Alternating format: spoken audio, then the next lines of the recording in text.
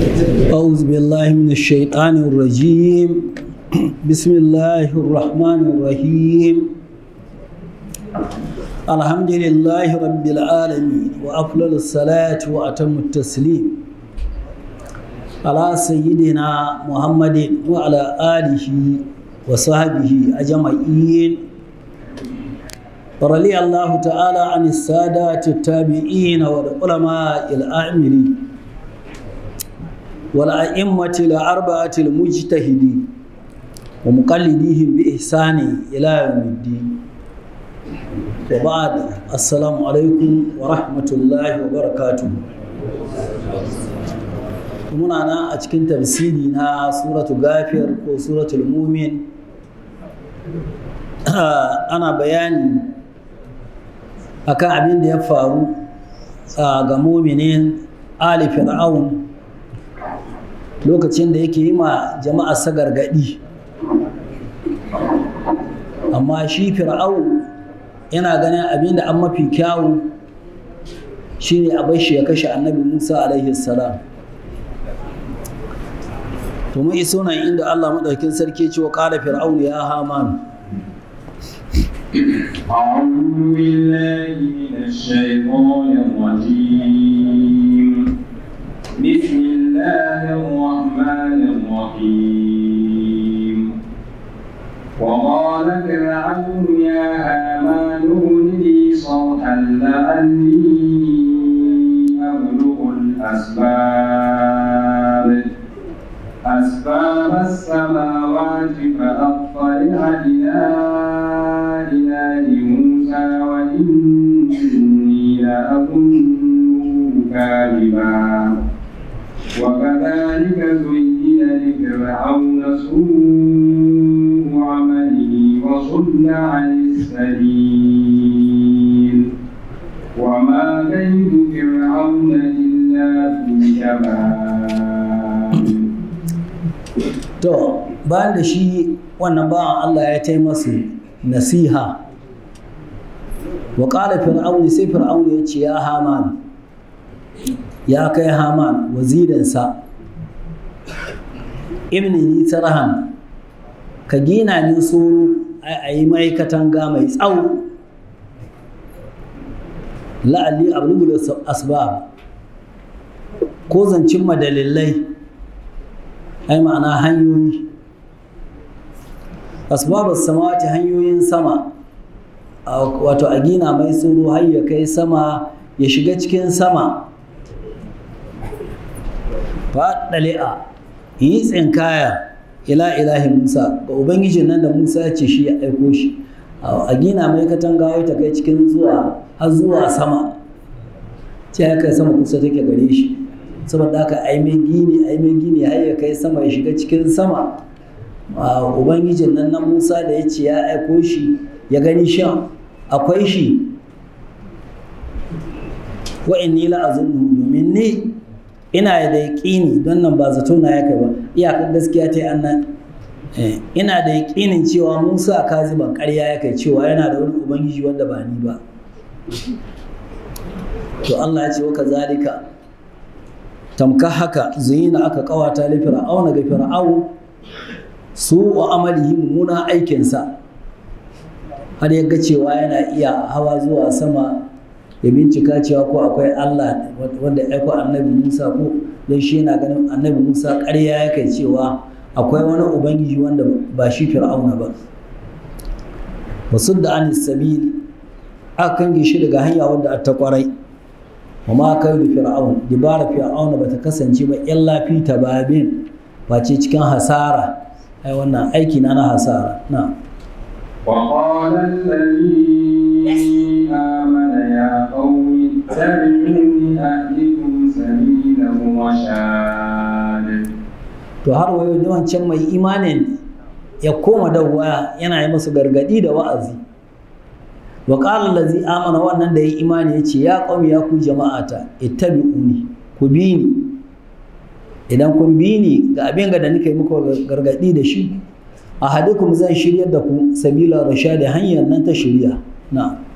يا قوم إنما هذه الحياة الدنيا الدنيا متاع وإن الآخرة هي دار القرار. ya ci gaba da yi masu wa'azi fir'auna da jama'arsa ya ce ya qaumi ya ku jama'ata inna ma hadhihi alhayatid dunya lalle wannan rayuwa ta duniya to ba wani abu ce ba mata'un face dan jin daɗi na dan kaɗan wa innal akhirata lalle ita lahira hiya darul qarar ita a gida na tabbata amma dan duniya dan abu na dan kaɗan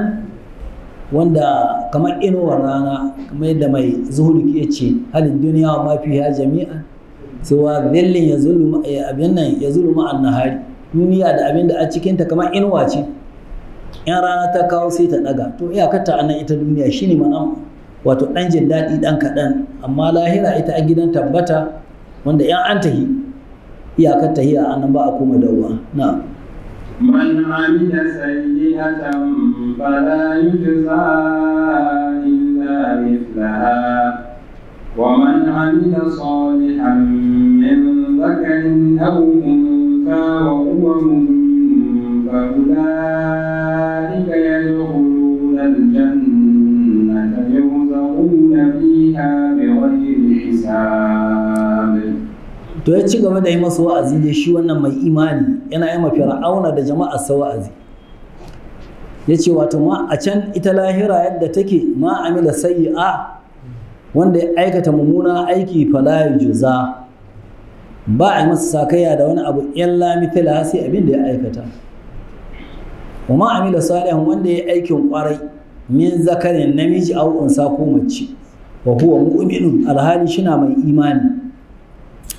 to fa ulaika wadancan yadkhuluna aljanna za su shiga aljanna yurzaquna fiha ana adadta cikin ta bai gairi hisabin ba tare da lissahi ba ai ma'ana arziki na mai yalwaci wanda za a yalwata masu babu tsayawa ana kidayawa na wa ya qaumi ma li ad'ukum ila an-najati wa tad'unani ila an-nar تدعونني لأكفر بالله وأشرك به ما ليس لي به علم وأنا أدعوكم إلى العزيز الغفار. to ya ci gaba da yi masa wa'azi duk wannan magana sace shi wannan mu'minu ali fir'aun wanda yake yayi imani yace wa ya qaumi ya ku jama'a ta mali ya faru ad'ukum ina kiran ku ilan najati zuwa ga tsira amma ku kuma wata da'una ni kuna kira na ilan nari zuwa wuta domin ta da'una ni kuna kira na li akfura billahi dan in kahirta da Allah wa ushrika kuma in shirka bihi da shi ma laysa li bihi ilmu abinda babu ilimi gare ni game da shi wa ana ad'ukum ni ko ina kiran ku ilal aziz zuwa ga magwayi shine Allah al-gafari mai gafara me ya faru ni ina kiran ku zuwa ga hanyar tsira kuku kuna kira na zuwa ga hanyar wuta kuna kira na in shirka ni ko ina kiran ku kadaita Allah na la jarama annama tad'unani ilayhi laysa lahu da'watun fid dunya wala fil akhirah wa annama raddana ila Allah wa anna al-musrifina hum ashabun yace to ya ci gaba yace la jarama wato gaskiya ne shi ma'anar la jarama annama tad'unani ilaihi abin nan da kuke kira na zuwa ga in bauta masa wato wani Allah laisa lahu da'awa bai da da'awa ai ma'ana in nayi addu'a bai iya karba min addu'a ta shi ma'anar laisa lahu da'awa bai da wato amsa addu'a fi duniya nan duniya wala fil akhirah ha kuma bai da amsa addu'a a lahira to in ba ku yarda ba da duk wani abu da nake gaya maku to ku sani wa anna maraddana makomanmu ila Allah zuwa ga Allah take wa anna la musrifina waɗannan da sun ka wuce wuri suka yi kahirci kuma ashabun nari suwa yan wuta na'am فستذكرون ما أقول لكم وأفوض أمري إلى الله إن الله بصير بالعباد. to kuma ya ci gaba da cewa ku sani fasu taskuruna da sannu za ku tuna ma a ƙulu laku, wato abinda nake faɗa muku, magana gada nake yi muku za ku tuna gaskiya ce, amma lokacin da gane gaskiyar ba ta amfani, to shine ma'ana fasu taskuruna, za ku tuna ma a ƙulu laku abinda nake faɗa gare ku. To amma yanzu kamin haka ni wa ufa wula amri, ina miƙa al'amari na duk komi nawa na miƙa shi ilallahi zuwa ga Allah. Inna Allah lalle Allah basiru mai gani na bil ibadi ga bayi. Ya faɗi wannan lokacin da sun kai mai tawakkuli suka kyace shi suka ce to lalle wa'azin da naka ya ishe mu, in baka bari ba za mu kashe ka. To shi sai ce masu to wa ufa wula amri ilallah, na miƙa al'amari na zuwa ga Allah, ma inna Allah lalle Allah basiru mai gani na bil ibadi ga bayi. Na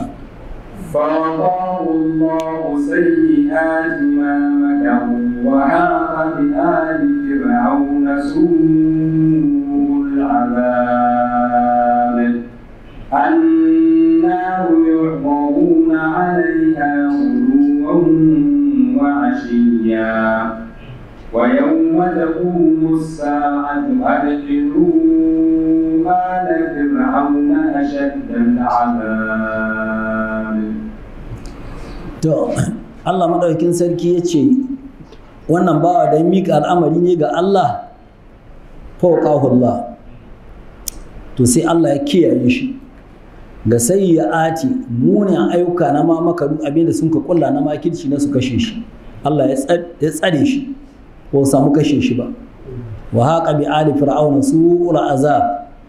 mumuna azaba wato ta sauka ga jama'a fir'aun, shine fir'auna lokacin da ya jagoranci mutane aka bi annabi Musa alaihi salam. Annabi Musa alaihi salam ya buga sandarsa ga teku ta rabe gida biyu, an ka samu hanyoyi adadin 'ya'yan annabi Yaqubu 12 sun ka bi sun ka wuce.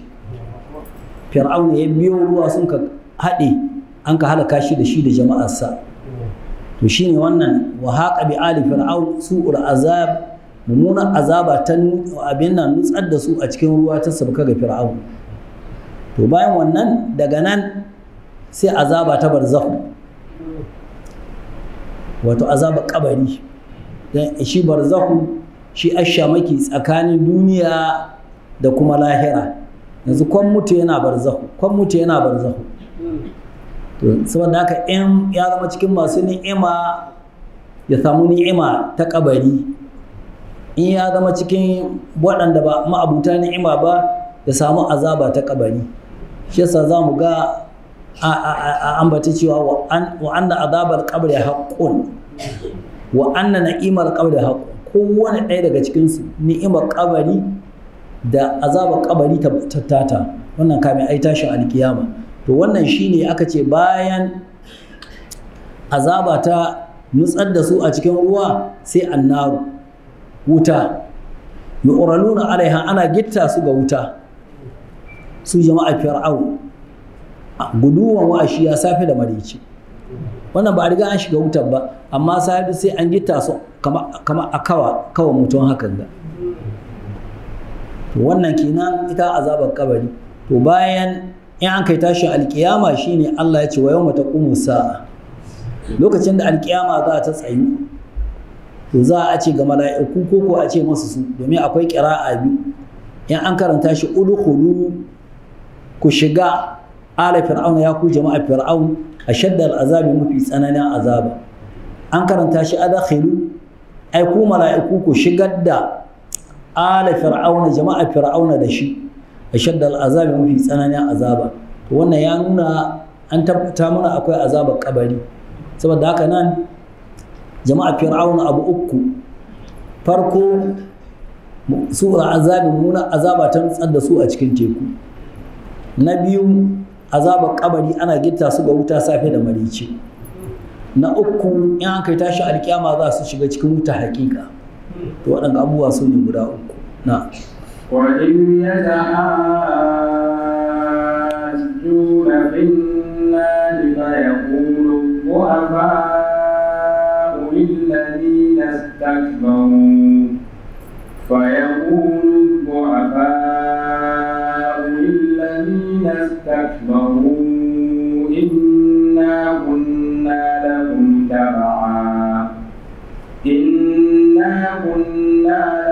تبعا فهل أنتم مغنون عنا نصيبا من النار.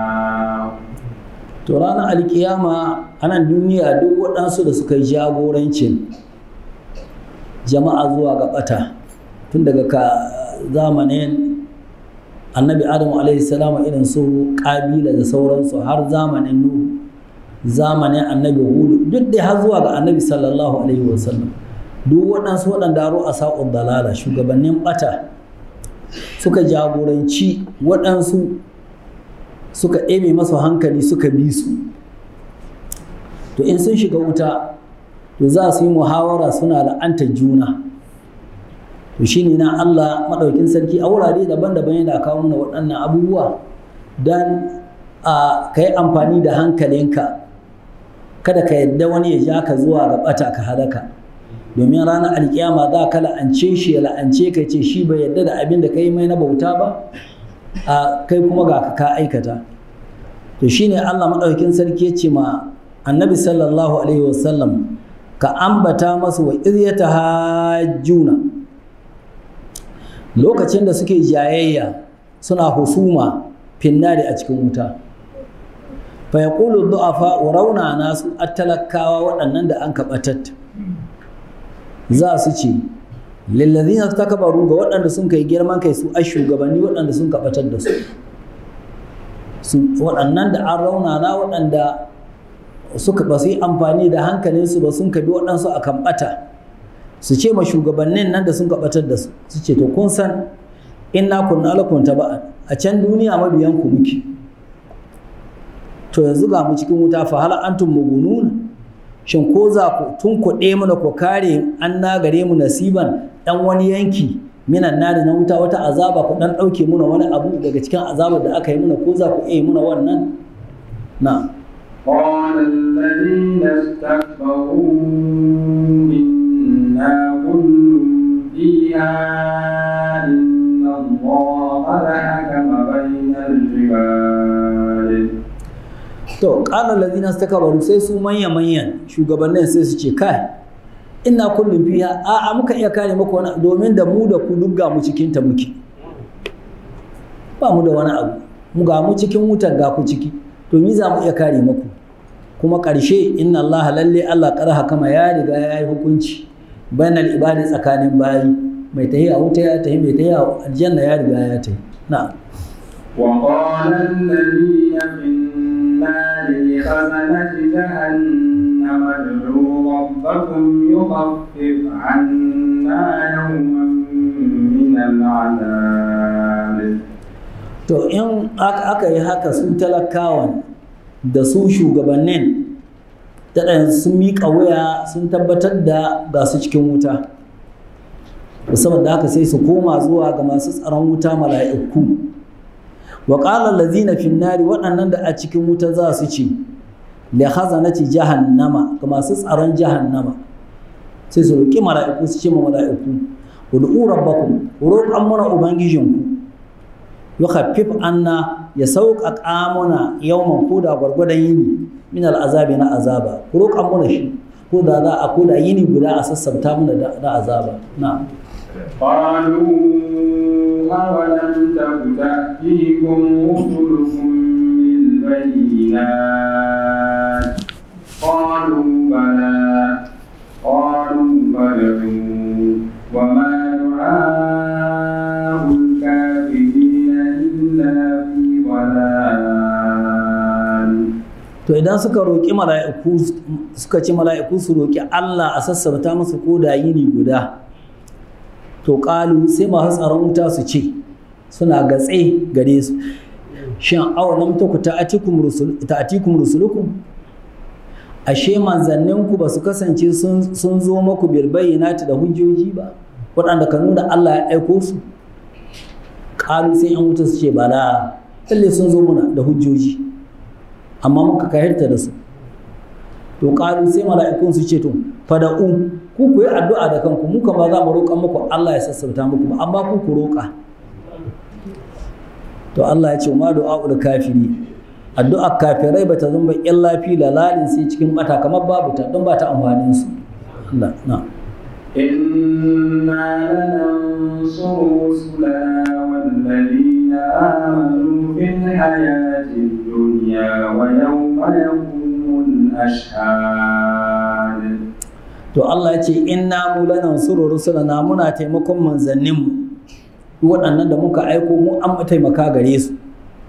walladina amanu kuma mu ke taimaka ma duk waɗanda sun kai imani na gaskiya fil hayatin duniya a wannan rayuwa ta duniya Allah ya yi alƙawarin manzanninsa zai taimaka masu a wannan rayuwa ta duniya haka duk masu imani da gaskiya Allah zai taimake su wa yawma yaqumul ashhadu haka ranar da masu shaida za su tsayu su ne mala'iku waɗanda ke shaida cewa manzannin Allah sun sadar da saƙo kafirai kuma sun ƙaryata na yawma la yanfa'u adh-dhalimina ma'dhiratuhum wa lahumul la'natu wa lahum su'ud dar. To kuma wannan rana ya ce yawma ranar da la yanfa'u adh-dhalimina ma'dhiratuhum duk wani uzuri da kafirai sun ka bayar ba zai amfane su ba kowane irin uzuri ne wanda sun ka kawo walahumul la'anatu la'ana ta tabbata gare su shi an nisa daga rahama Allah walahum su'ud dari suna da mummunan gida shi ne wanda ya zama wuta a gida ne to gida ya munana suna da mummunan gida shi ne gidan wuta Allah ya tsare ولقد آتينا موسى الهدى وأورثنا بني إسرائيل الكتاب هدى وذكرى لأولي الألباب. To Allah ya ce wa laqad atina Musa al-huda haqiqa mun ba annabi Musa shari'a mun ba shi abinda duk shari'a wato abinda aka nuni da nan ita ce at-taura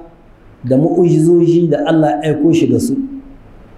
kuma wa'awrasana bani Isra'ila kitab sannan mun gadar da littafi ga bani Isra'ila wato wanga littafi na at-taura mun ka bashi yana yi mu bani Isra'ila jagora bayan rasuwa annabi Musa alaihi salam shi alittahi nasu wanda suke aiki da shi kamar yadda yanzu mu alqur'ani bayan rasuwa annabi sallallahu alaihi wasallama shi muke aiki da shi kuma shi alittahi na ƙarshe to haka bayan wucewa annabi Musa alaihi salam an bar ma bani Isra'ila at-taura suna aiki da ita to shine Allah ya ce wa aurasana bani Isra'ila al-kitab cikin littafin nan na at-taura huda akwai shari'a wa zikra akwai wa'azi da ulul albab kuma abuta hankulla نعم فاصبر إن وعد الله حق واستغفر لذنبك وسبح بحمد ربك بالعشي والإبكار. to Allah ya ce ma annabi Muhammad sallallahu alaihi wasallam fasbir kai hakuri da duk abin da ka tunkara game da jama'a ka abin da suke yi na muna nama da ƙaryata ka da suka yi duk kai hakuri da wannan na su ce ma mai sihiri kake su ce ma boka kake su ce mahaukaci kake ga yana ne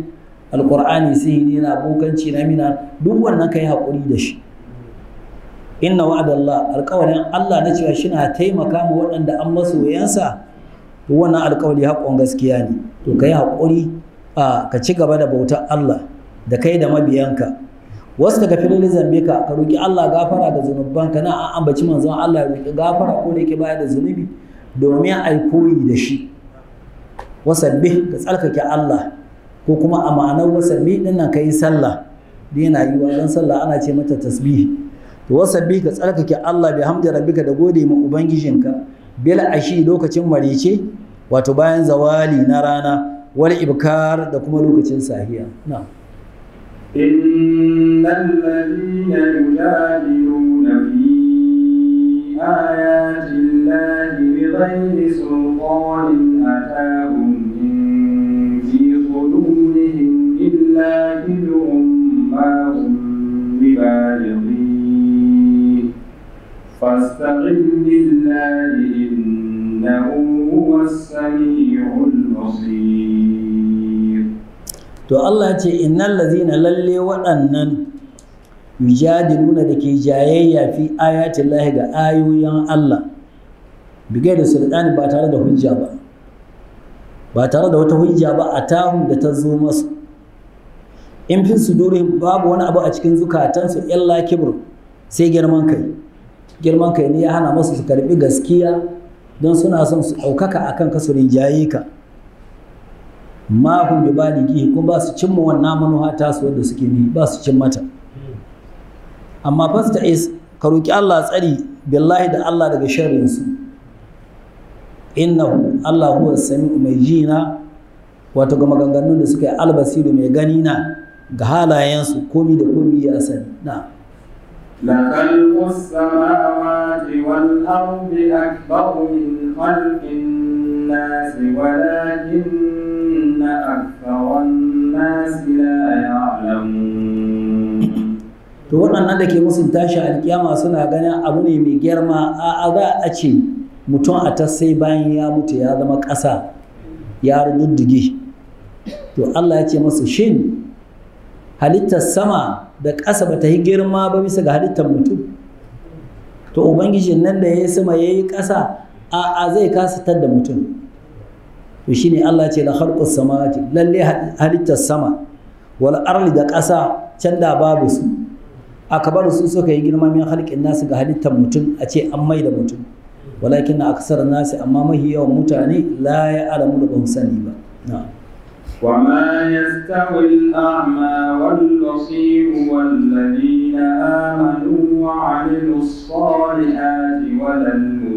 المسيء قليلا ما تتفكرون. to Allah ya ce wato su waɗannan da ba su da ilimi su makahina to wanda adda ilimi shi ka gani Allah ya ce ma su tawal a'ama makahu bai zama daidai wal basiru da mai gani wallazina amanu su kuma waɗanda suka yi imani wa amilus salihati sun kai ayyukan ƙwarai su ko ba su zama daidai wala musiku da wanda ya muna na aiki kalilan ma ta tazakkaru wato kaɗan ne tunaninku ya karamta ƙwarai saboda haka ba ku tunawa da waɗannan abubuwa ko astu da su na'am إن الساعة لآتية لا ريب فيها ولكن أكثر الناس لا يؤمنون. to Allah madaukakin sarki ya sake ambata mana cewa inna sa'ata lalle tashin alkiyama la'atiyatun abu ne wanda zai zo la raiba fiha babu shakka ciki walakin aksaran nasi amma mahiyawan mutane la yu'minuna ba su ba da gaskiya da cewa akwai tashi alkiyama shi yasa suke kahirci na wa qala rabbukum ud'uni astajib lakum innal ladhina yastakbiruna an ibadati sayadkhuluna jahannama dakhirin. wa qala rabbukum ubangijinku ya ce ud'uni ku kira ni astajib lakum in karba muku ai ku bauta min ni kadai yanzu ba ku lada kadaitawa din nan innal ladzina lalle wadannan yastakbiruna dake girman kai an ibadati ga bautata sai da khuluna jahannama za su shiga wutar jahannama dakhirin suna wulakantattu na الله الذي جعل لكم الليل لتسكنوا فيه والنهار مبصرا إن الله له فضل على الناس ولكن أكثر الناس لا يشكرون. to akwai yaushe Allah madaukakin sarki yana jawo hankalinmu ga abubuwa daban-daban waɗanda ke nuna kaɗaituwarsa. Allazi shine wannan ja'ala lakumul layla wanda ya halitta muku dare a cikin daren nan litaskunu fihi don ku natsu ku yi wahalhalu na ayyukan yini ku kwanta ku yi bacci ku samu natsuwa wannan hara ya halitta muku yini mubsira wanda yake shi ko ana gani don ku yi kai da kawo mai zuwa gona ya tafi mai zuwa kasuwa ya tafi mai zuwa wurin aiki ya tafi aka sa rana ga ta haske gare ta shi ko dare aka sanya shi da duhu don ku samu natsuwa duk wannan baiwa ce ta Allah inna Allah lalle Allah da zufa lalle ma'abucin baiwa ne alan nasi ga mutane walakin da aksar nasi amma mahi yawan jama'a la yashkuruna ba su gode ma Allah na'am ذلكم الله ربكم خالق كل شيء ذلكم الله ربكم خالق كل شيء لا إله إلا هو فأنا تؤفكون كذلك يؤفك الذين كانوا بآيات الله يجحدون to zalikum wancan da ya halicci dare don ku natsu a cikinsa ya halicci rana akwai haske kuna kai da kawo Allahu shine Allah rabbukum kuma shi ya ubangijinku kuma khaliqu kulli shay'in shi ya halicci komi da komi la ilaha illahu ba abin bauta da gaskiya sai shi fa anna tufakuna a ake juyar da ku ga barin imani da Allah alhali ga hujjoji sun bayyana waɗanda ke nuna aka ɗaita shi kazalika kamar yadda aka juyar da waɗannan ba su yi imani ba yi ufakun ladina kanu bi ayatin Allah haka aka juyar da duk waɗansu waɗanda ya zama wato waɗannan da suka kasance da ayoyin Allah ya ji haduna suke musu duk wanda ka musu aya Allah to sai a juyar da shi gaba da imani da ita na'am الله الذي جعل لكم الأرض قرارا والسماء بناء وصوركم فأحسن صوركم ورزقكم من الطيبات ذلكم الله ربكم فتبارك الله رب العالمين to kuma Allah shine allazi ja'ala lakumul arla wannan da ya sanya muku ƙasa ya halicce ta ƙarara kuna iya tabbata a kanta ku yi gine-gine kuna iya takawa kuwa yanzu ga wannan zamani namu ga motoci nan gami duk a bayan ƙasa ana kai da kawo to ubangijin nan shine ya sanya muku ƙasa ta zama wato wurin tabbata gare ku was sama'a sama kuma ya sanya muku ta bina'an ta zama wani ruhi akan ku sannan hatta da halittar ku wasawwara ku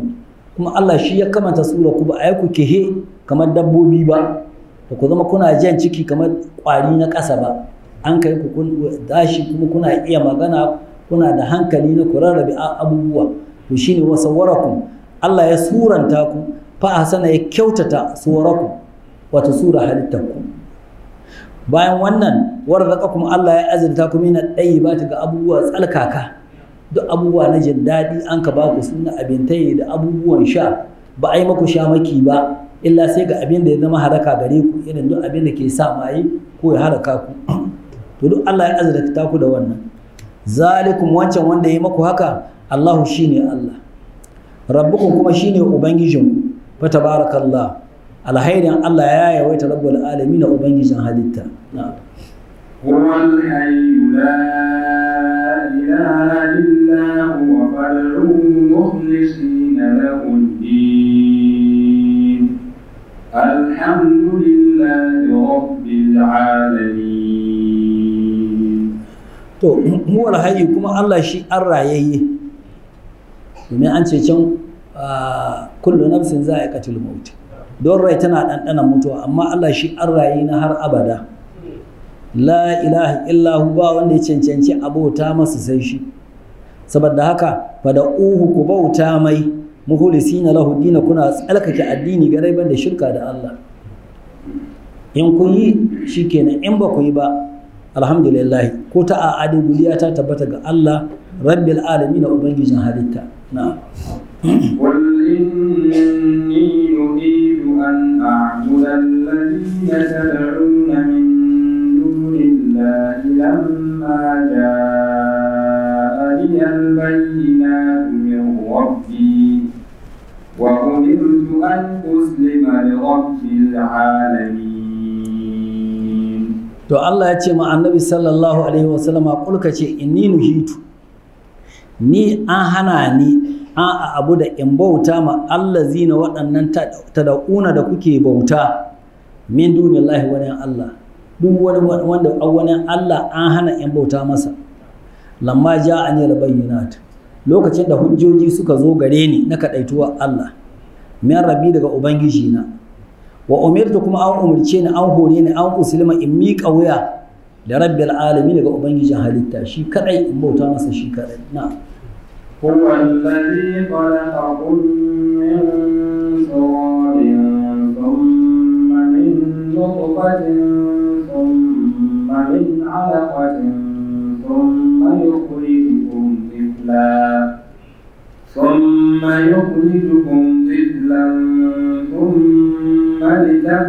لتبلغوا أشدكم ثم لتكونوا شيوخا ومنكم من يتوفى من قبل ولتبلغوا أجلا مسمى ولعلكم تعقلون. to ubangijin nan huwa allazi khalaqakum shine ya halice ku min turabin daga ƙasa ta hanyar halitta annabi Adamu alaihi salam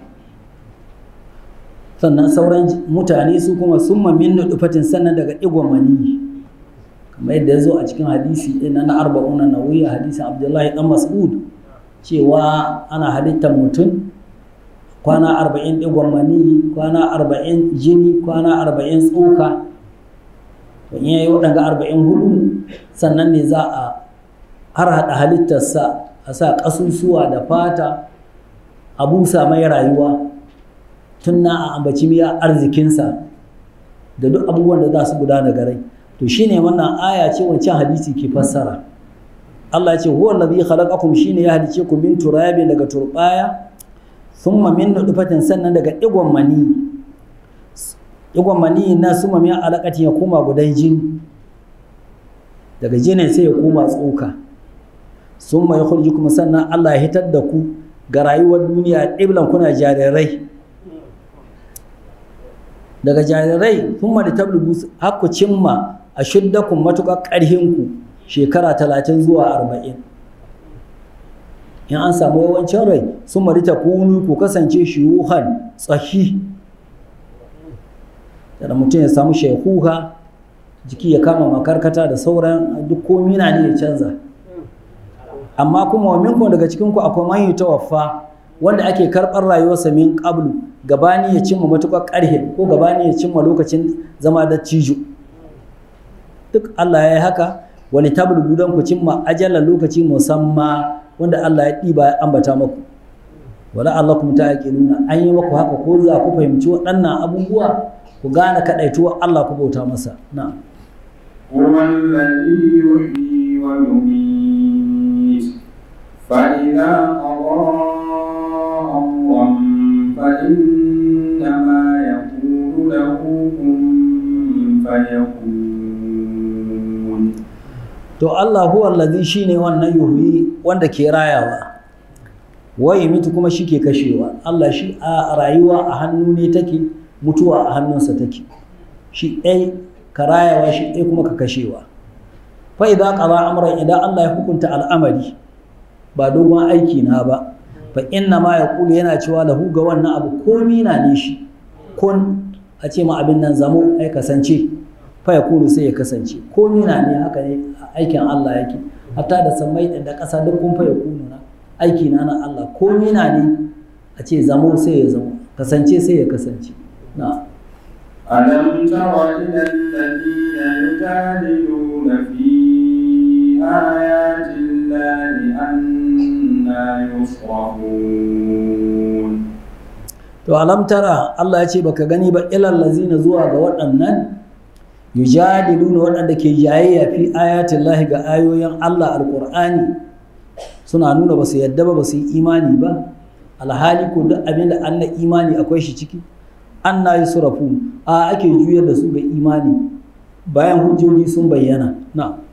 الذين كذبوا بالكتاب وبما أرسلنا به رسلنا فسوف يعلمون إذ الأغلال في أعناقهم والسلاسل يسحبون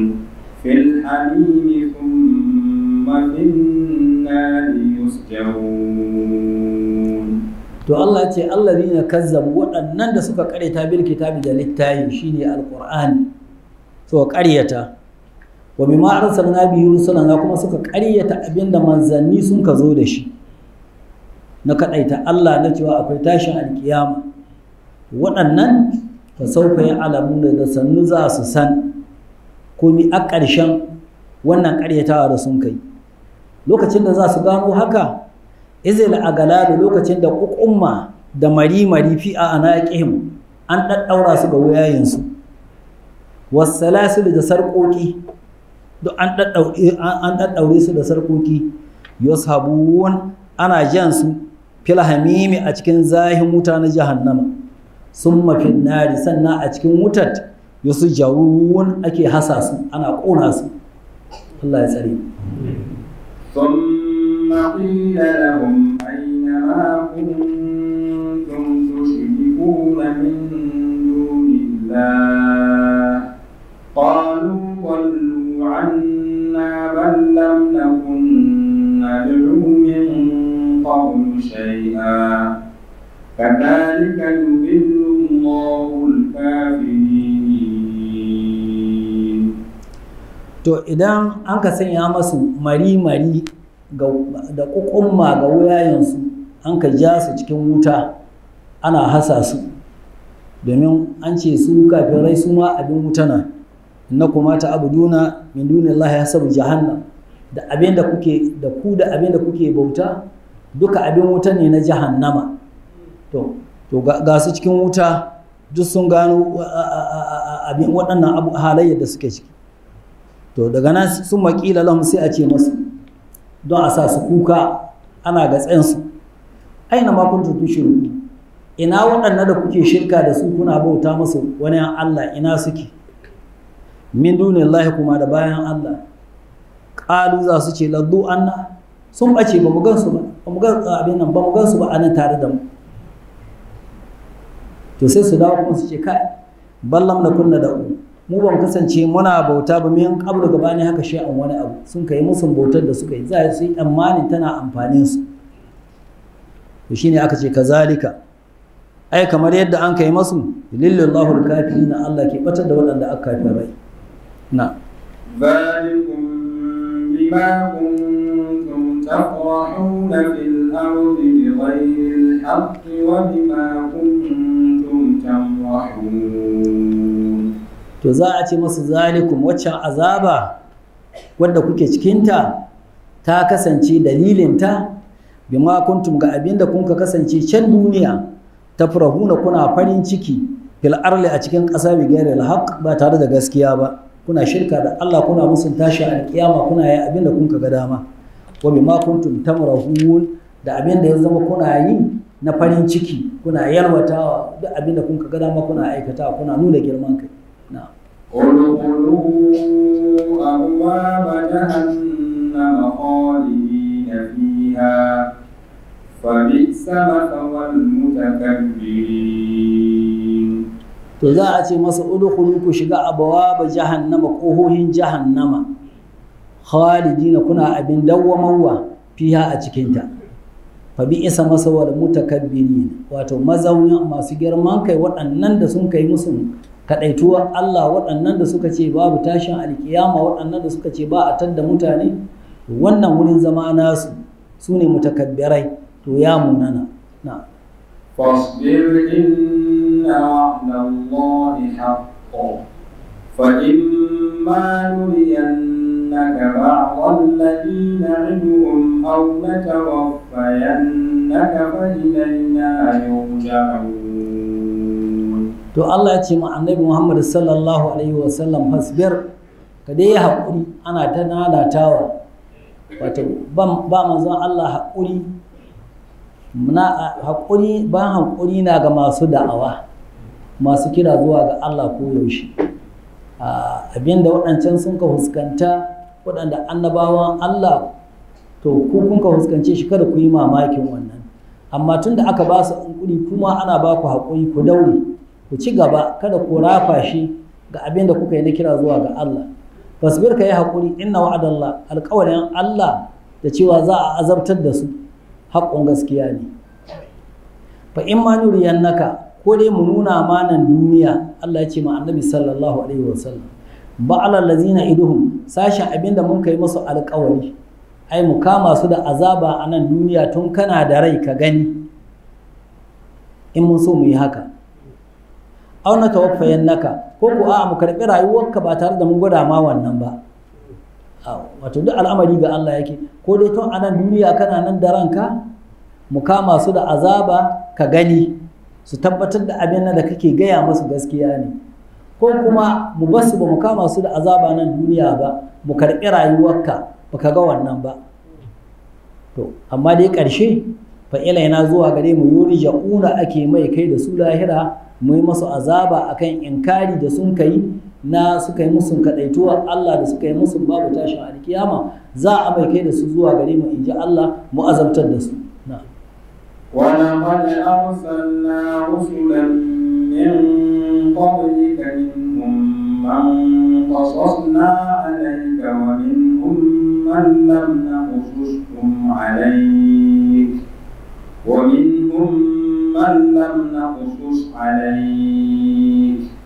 وما كان لرسول أن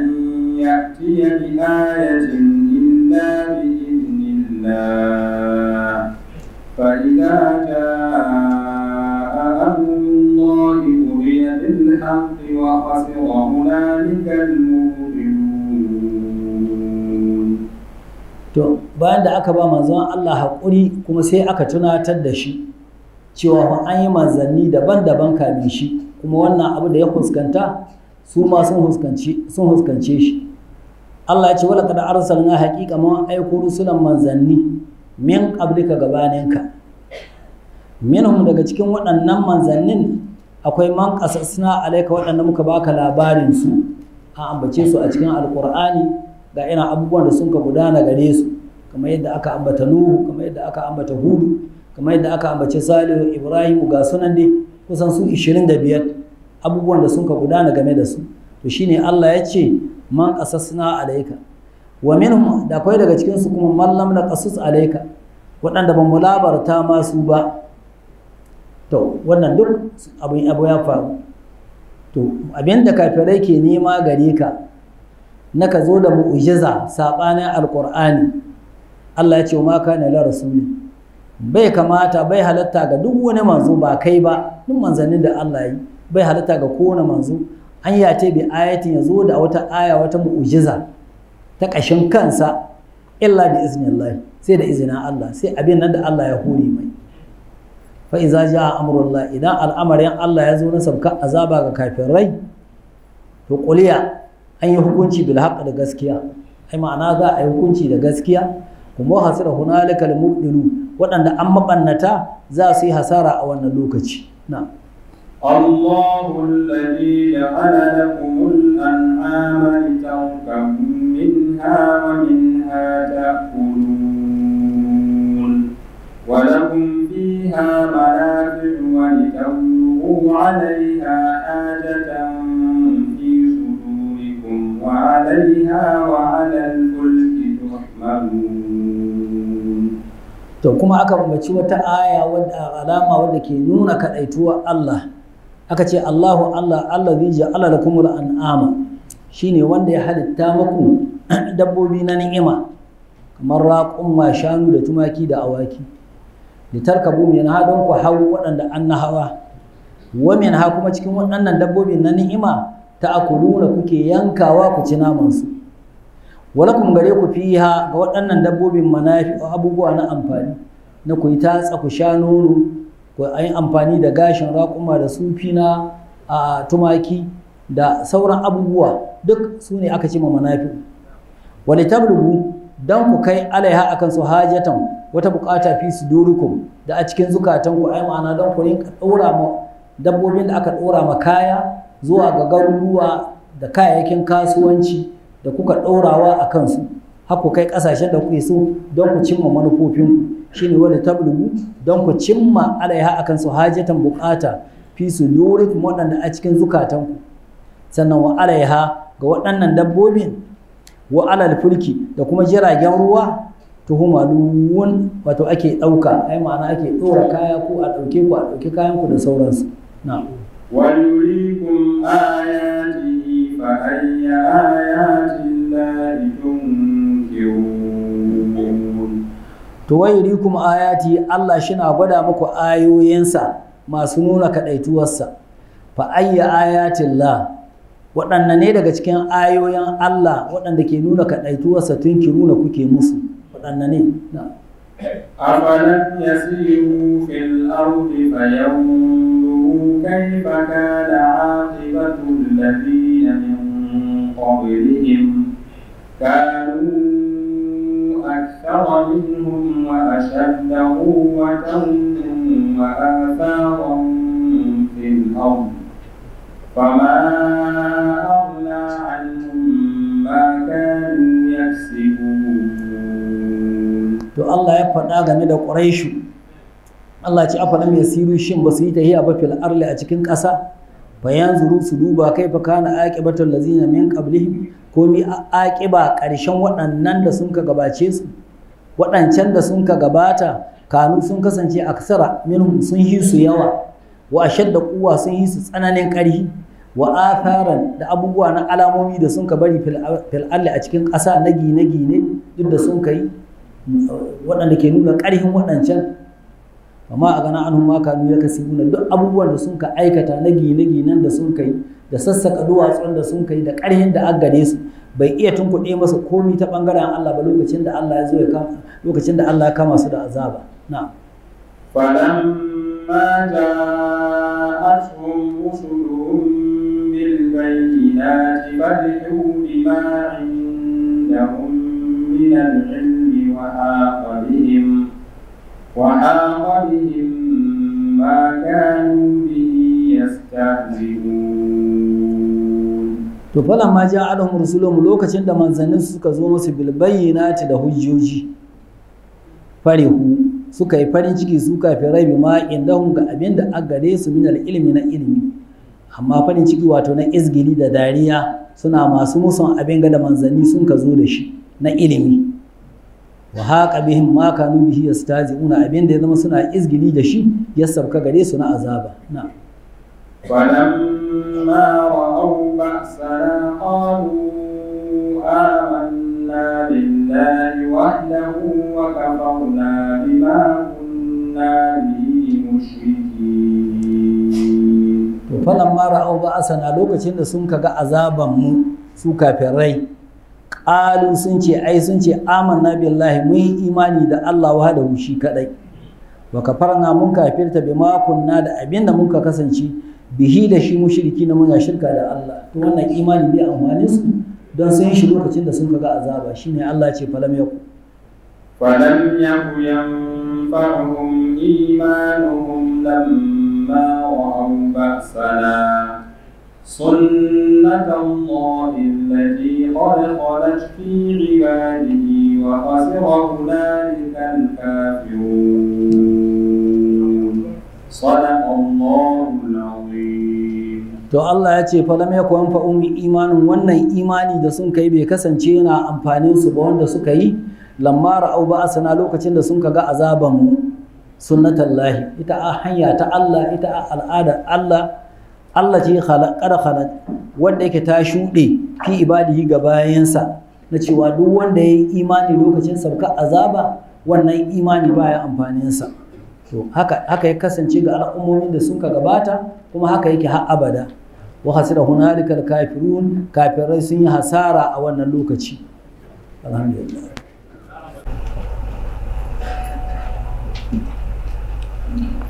bismillahir rahmanir rahim assalamu alaikum wa rahmatullahi wa alaikum assalam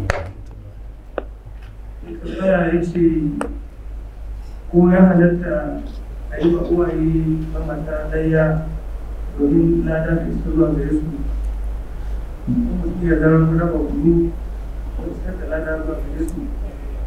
duk wani aiki na alkhairi da aka yi da manufar ya sadu da waɗanda suka gabata Allah zai kai wannan lada gare su duk wani aiki wanda ana alkhairi duk wani aiki wanda ana alkhairi na sai da yace mutum da ya jagoranci sallar azhar a wata majalisar bayan ya koma gida ya kuma sai tuna cewa bai karanta fatiha ba a raka a ta biyu kuma ko da ya dawo bai tarar da mutanen da ya jagoranta ba ya matsayin sallar su. to awwalan sai ya sake shi in Allah ya sa ya gansu ya ce musu to sallar nan da ya yi bai karanta fatiha ba sai su sake kowane lokaci na in ko bai gansu ba to shi kenan Allah mai rangwame na tunda ba da zashi amma dai shi fa awwalan ya sake. wanda kuma ya ce ina hukuncin wanda ya ce ma matarsa idan kika fita ba da aure na ba. to sai a tambaye shi mi yaka nufi da wannan kalima shi yana nihin ya ba ta tsoro na ko yana nihin a ya sake ta kuma saki nawa duk abin da ya ce shi za a yi mai aiki da shi. wanda kuma ya ce mata kuma ya halatta mutum ya yi yankin sallar su bayan cikin gida idan ya farka makare. to in bai zama al'ada garai ba ta koyaushe ce tashi makare ya hoke da wannan amma da in ba haka ba ga cewa a'a lalle in ya isa masallacin bai samun sallah amma kuma yana jin komi da komi na gida ne ya bi ya samu jam'i ba da shi gare shi. wata kuma ya ce ya san yana da wahala mutum ya amfani da ruwan sanyi a lokacin sanyi kuma sai kwanta da gani ta hukuncin wannan sanin da ya kuma ya aikata wannan ya kwanta da mi ya lissa. to ai wannan hukunci an faɗe shi tun cikin ahalari mai ahalari ya ce bai halatta ga wanda bai iya wanka da ruwan sanyi an yi a ce zaujata huwa ta yi idda al'adata ya ce sai ya tattali ruwan zahi ko abin da zai ruwan zahi inda ya san bai iya wanka da ruwan sanyi to bai halatta haram na ya sadu da matarsa sai ya tattali abin da zai yi ruwan zahi da shi ya ce yalla an yi hatali ma sai in maholki ya yi to wannan falashi a alaihi babu komi gare shi shi taimama shi sallah to tun da ya san bai iya wanka da ruwan sanyi to bai halatta sai ya yi tattalin abin da zai yi ruwan zahi da shi.